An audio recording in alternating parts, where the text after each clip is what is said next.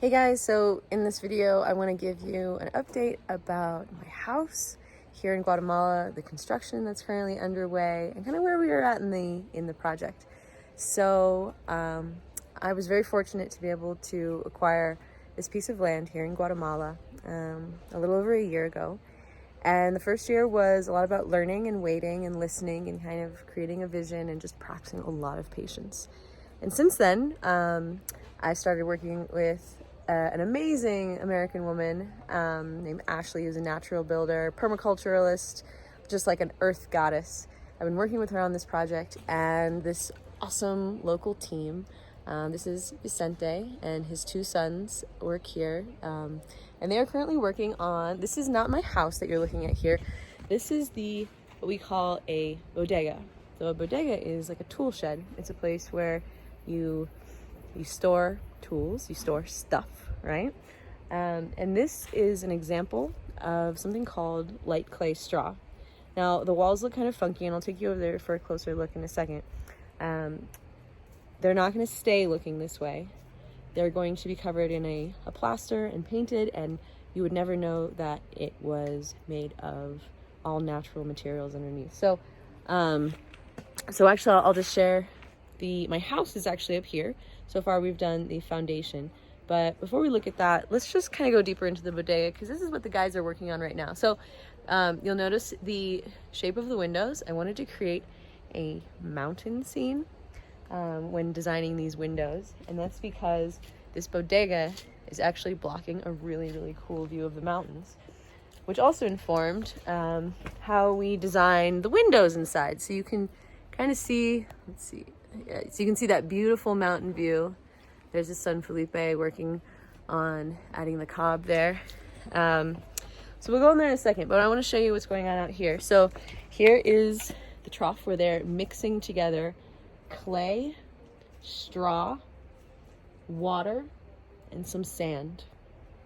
Hay arena aquí?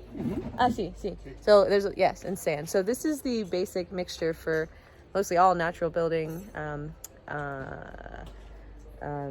methods. It's just depending on the ratio of what you add can change the kind of building technique. So this technique that we're looking at here, this is called light clay straw. So what this is straw, like hay bale straw, that has been tossed with clay, or like a clay slip, so a really watery clay mixture that coats the straw, kind of like a salad dressing, and then it's packed into these walls. So you don't see it now, but there used to be flat pieces of wood here on both sides, and then the straw was packed in and compacted down, and then the forms that they're called were removed, and what you have is a nice solid compacted wall made of straw and clay. Now what's cool about this is that it has great insulative value. Insulative, and what's the other one? I can't remember. When you hear from Ashley, she's like the master. She's so good. She's an educator. Actually, I took her course. That's where I learned all about these techniques. So when she suggested we do this bodega in light clay straw, I was like, yes, awesome. So you can see there is a wooden frame, but then it's a raised foundation. So it's on these like concrete footers, which is great because during the rainy season, water can come down this hill. So that's one way that we protect structures from water damage, getting moldy. And in fact, the cool thing about this method when working with clay is that clay actually regulates the moisture in the air, so that it actually helps prevent mold from growing. So so let's see if we can go inside. Voy a pasar abajo. And we're inside. No tengo pena. So now we're inside. So you see he's working. So when you see the glass kind of funky like that, it's not going to stay looking like that. You see we're adding this. So this is called cob. So this is again a mixture of those ingredients, but much more clay and much less straw. So this has a lot more straw and less clay. This one has more clay, less straw. So we're going to be adding this cob here to create more of an organic mountain shape, and that's also going to be filling in there. So that's why that looks like that. And then in the corner, we're going to put a little piece of yellow glass for the sun. So, and then here, So it was cool because when designing these windows, it's like, okay, well, what shape do you want to do your windows in? That's the cool thing about working with these natural building techniques is there's so much space for getting really creative, and you can get like curvy lines. Like it doesn't have to be all rectilinear. So I wanted to maintain the view of this beautiful mountain range. Well, you see my neighbor's house is right here.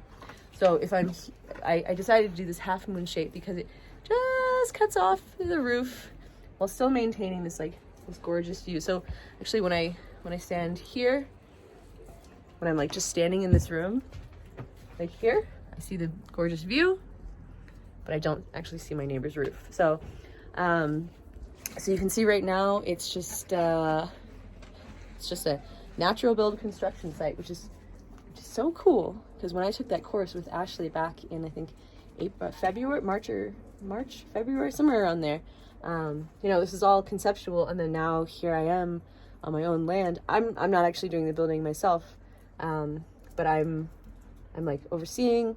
I understand what's going on. Like I understand the concepts behind it. Like I understand, like, you know, what's going to be happening next. I know it's not going to stay looking like this. So this is a great technique. Some people ask, is it flammable? And the answer is, it's so compacted that there's not much air in there, and you know, fire needs air to burn. And then also once we put the clay plaster coat on top, it's sealed in, so it's not flammable. It's not like a straw that can just, you know, catch on fire, right? We don't get winters here in Guatemala, so I don't have any concern with snow. My biggest concerns are the rains. Not even hurricanes, because the hurricanes get cut off by the like the topography of the land. I love that tree. That tree is so iconic there, and I'm so glad that I still have the view of it. So this was packed into the walls slightly wet, slightly moist. So the next step is that it's going to take a week to 2 weeks for it to dry. We want to make sure it dries completely before we put the next step on. So what we're going to end up doing is we're going to, after the time for drying, we're going to, just to make sure, we're going to drill in and take out a piece and see what's going on inside, and just to confirm that it's all dry before we put on the next coat. So by the end, this little house, this little bodega, should be pretty sweet. A nice small little area, but really really just like well served. So this is going to be, as I said, a storage area. So there's also going to be a little bed here in case I have a guardian. So a guardian is a person whose job it is to like watch your property. I won't have a full-time guardian staying here, but it's good to have the option that if I'm going away or if I'm not there for whatever reason, I can have someone come and stay and watch out for the property, watch out for the dogs, and just have a safe, comfortable point of presence here on my land. So let me grab my stick. So yeah, so that's this video. We'll do the house in another video because I'm pretty tired and I want to get going. I just spent some really, really nice time just hanging out on the land and kind of talking to her. I've definitely had a lot of things on my mind recently, which I mentioned in a previous video, just about, just some fear of loss. You know, I've had a really great deal with Facebook the past now 3 years, going on 3 years, pretty much since COVID started. And yeah, I've had a lot of fear around, just like losing, fear of loss. You know, you know what it's like. You're human. You know what it's like to be afraid of losing something that's important to you, or like losing a job, losing a person you love, losing a home, losing, right? Like, so it's a common thing. So you know what it's like, and it's okay. So it was nice to spend some just quiet time on the land and just know that, you know what, there's no big emergency. Like, if necessary, I can go slow, we can slow down.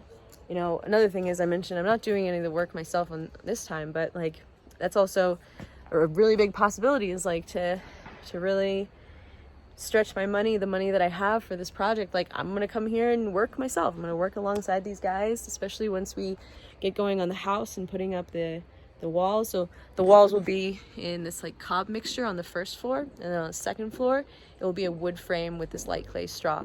So it's all natural building. There's some cement in the holding these stones together for the foundation, but it's really just like an earthen structure, which is so cool.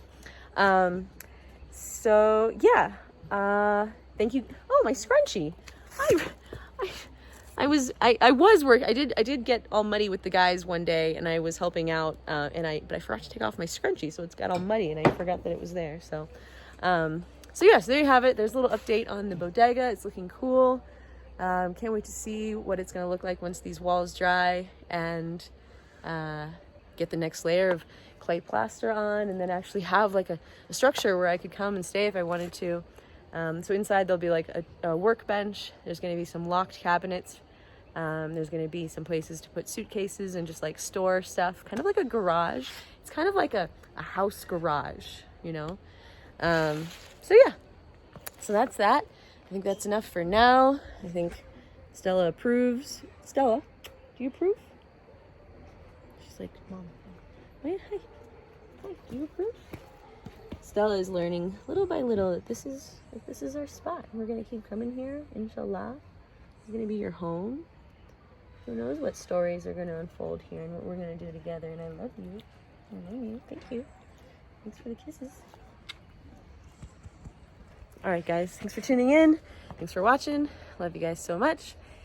And I will see you soon. Oh, also, this whole thing with the Facebook page really makes me appreciate the importance of creating other avenues for connection. You know, if something happens to this channel or that channel, or you know, the one of the best ways for us to stay connected is for you to be on my email list. So on my website, erikaderrickson.com, there's a form that pops up and asks if you want to give your email address. If you put in your email list, your email address there, then that assures that we can stay connected. So I'm going to be doing some write-ups, some updates, some behind the scenes, some photos.